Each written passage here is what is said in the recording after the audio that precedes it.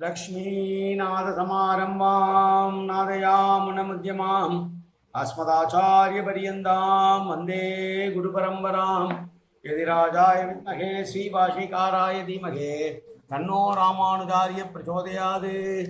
ஆழ்வார்கள் திருவடிகளே சரணம். எம்பெருமானார் திருவடிகளே சரணம். ஜீயர் திருவடிகளே சரணம்.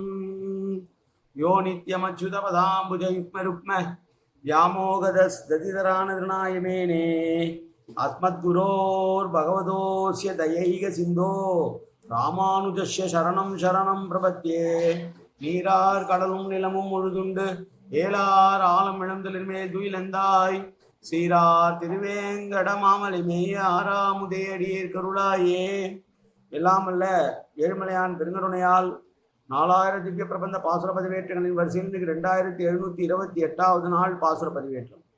நம்மாழ்வாருடைய திருவிருத்தம் என்கிற திருமொழியினுடைய 89வது பாசுரத்தை சேவிக்க இருக்கிறோம். முதலிலே தனியன் கலிவிருத்த கருவிருத்த கொழி நீத்த பின் காமக்கடுமொழி வீழ்ந்து ஒரு விருத்தம் புக்கு உழல் உருவீர் உயிரின் பொருட்கட்கு ஒரு விருத்தம் புகுதாமல் குருகையோர்கோன் உரைத்த திருவிருத்தத்து ஓரடி கற்றுவி திருநாட்டகத்தே என்பதாகும்.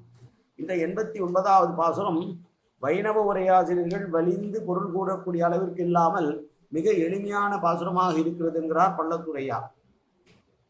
நேரடியாகவே பொருள் விளங்கக்கூடிய பாசுரம் இந்த பாசுரம். தலைவியான பராங்குதநாயகி தலைவனான பெருமாளை சேர்ந்து அனுபவிக்க வேண்டும் என்பதனால் வெளிப்படுத்துகிற பாசுரம் இந்த பாசுரம். பாசுரத்தை சேவிக்கலாம்.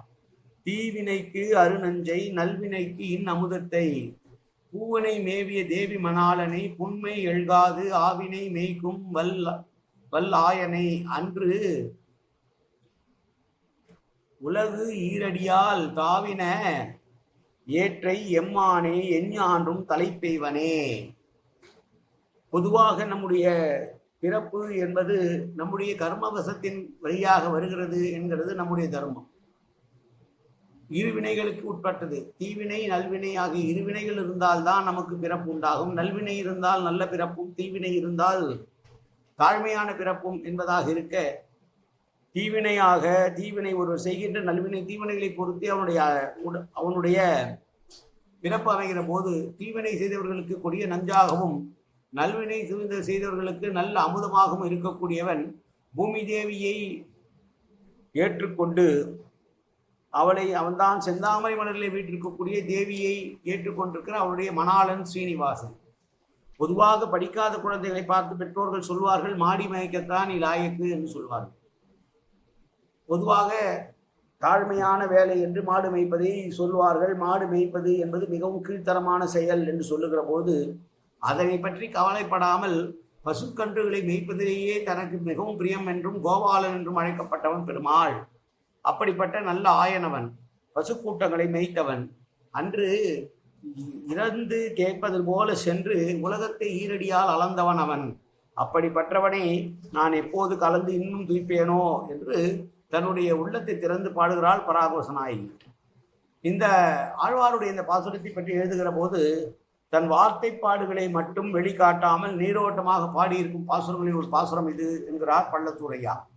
அதனால் வைஷ்ணவ உரையாசிரியர்கள் வலிந்து இதற்கு பொருள் எழுத வேண்டியது அல்ல, எளிமையான பாசுரமாக இருப்பதனால் யாருக்கும் எளிதிலேயே பொருள் கறக்கும் என்பது. பாவம் புண்ணியம் ஆகவே தீவினை நல்வினையால் விளையும். பாவம் புண்ணியம் இரண்டுமே இல்லாத ஒரு நிலைதான் மோட்சத்திற்கு ஏற்றவதாக இருக்கும். திவத்திலும் பசுதிரை மேய்ப்பு உவத்தி செங்கனிவா எங்கே ஆயத்தேவே என்று திருவாய்மொழியும் இங்கு நினைக்கக்கூடியது. ஏறு என்ற சொல் பொதுவாக சிங்கத்தையும் எருதையும் குறித்தாலும் கூட இங்கே மேன்மையை குறிக்கக்கூடிய வார்த்தையாக இருக்கிறது. உத்தமன் என்று மேன்மை குறிக்க வந்த உபசார வார்த்தை அது. எம்பெருமானுடைய மேன்மை என்று சொல்லுகிற போது இங்கே நாம் அவனை உத்தமன் என்று பொருள் கொள்கிறோம். ஆனால் வடமொழியிலே அவனை சிரேஷ்டன், மானுட சிரேஷ்டன் என்று சொல்லுகிறார்கள். அடியார்களுடைய பாவங்களை போக்குவதற்காக விஷம் போன்றவனாகவும் அவர்களுக்கு நல்லது செய்யும்போது அமுதமாகவும் இருக்கக்கூடியவன். தாமரை திருமலரை தன்னுடைய இடமாக கொண்டு பொருந்திய திருமகளுக்கு கணவன். சிறுமை கருதி இகழாமல் பசுக்களை மேய்க்கும் வலிமையுடைய இடையவனவன். முன்பொரு காலத்திலே உலகங்களை 2 அடியாலே அளந்து கொண்ட மேன்மையானவன் எம்பெருமான். அவனை எப்போது நான் சேருவேன் என்று பாடுகிற பாசுரம். நாயகனோடு சேர வேண்டும் என்கிற ஏக்கத்தோடு விரைகின்ற நாயகி இறங்கி உரைக்கும் பாசுரம் இது. கொடிய துன்பத்தை விளைக்கக்கூடிய தீக்கருமங்களை எதிரிலே ஒழிக்கக்கூடியவன் அவன். தன் பக்கலில் உள்ள அடிமை செய்வார்க்கு நிகரற்ற இன்பமூர்த்தியாகவும் இருக்கக்கூடியவன். தாமரையை தனது சிறப்புக்கும் சௌகமாரியத்துக்கும் அழகுக்கும் தக்க இடமாக கருதி அதிலே வீற்றிருப்பவளாகிய புருஷகார போதையான பிராட்டிக்கு என்றால் பிராட்டி தான் நம்மை பெருமாளிடம் சொல்லி நன்மை பரட்ட முடியும். திருவுள்ளத்திலே சிறிதும் இருப்பன்றி உகப்போடு பசுக்களை மேய்க்கக்கூடியவனாக இருந்து அதற்காக கோபாலனாக வேஷம் போட்டவன்.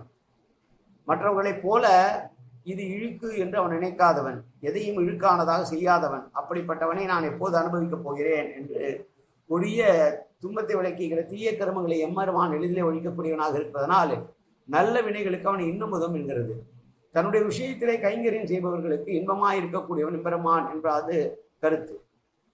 அவர்களுடைய பக்தியை அழிய செய்யாது வளரச் செய்பவன் என்பது அமுதம் போன்றது.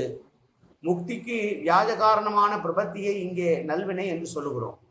உண்மை எழுகாது ஆவினை மேய்க்கும் என்பதற்கு மிகவும் கீழ்த்தரமான தொழிலாக பசுக்கூட்டத்தை மேய்ப்பது என்று இருக்க, அங்கே பிறந்து அதனை வெற்றிகரமாக செய்து அதற்கு ஒரு பெருமையை கொண்டு வந்தவன் அவன். எனவே அப்படிப்பட்ட பெருமாளை நான் எப்போது சென்று சேருவேன், அவனோடு கூடி கழிப்பேன் என்று பராங்குச நாயகியாக பாடிய பாசுரம் இந்த பாசுரம். மீண்டும் ஒரு முறை பாசுரம். தீவினைக்கு அருநெஞ்சினை நல்வினைக்கு இன்னமுதை பூவினை மேவிய தேவி மணாளனை புன்மை எழுகாது ஆவினை மேய்க்கும் வல் ஆயனை அன்று உலகம் ஈரடியால் தாவின ஏற்றை எம்மானை எஞ்ஞான்றும் தலை பெய்வானே காயேன வாச்சா மனசேந்திரியவா அபியாப்தனாபா பிரகதேது சுபாவாது கரோம் எத்தது சகலம் பரஸ்மி ஸ்ரீமன் நாராயணா ஏதி சமர்ப்பயாமி. உடலாலும் உள்ளத்தாலும் வாக்காலும் சகல விதமான பாவங்களும் தோஷங்களும் நிறைந்ததாக உலகத்தை இயல்பிருந்த போதிலும் அடியேன் செய்கிற நல்வினையோ தீவினையோ அத்தனையும் உன்னுடைய கமலமலர் பாதங்களில் சமர்ப்பிக்கிறேன் கண்ணா. காத்தொருள்வாய் கண்ணா, ஏற்றுக்கொள்வாய் கண்ணா. எப்போதும் திருநாமம் கண்ணா கண்ணா கண்ணா என்று என் நாவில் வருவதற்கு அனுபவிவாய் கண்ணா. சர்வத்திர கோவிந்தநாம சங்கீர்த்தனம். கோவிந்தா கோவிந்தா கோவிந்தா கோவிந்தா கோவிந்தா கோவிந்தா கோவிந்தா கோவிந்தா கோவிந்தா.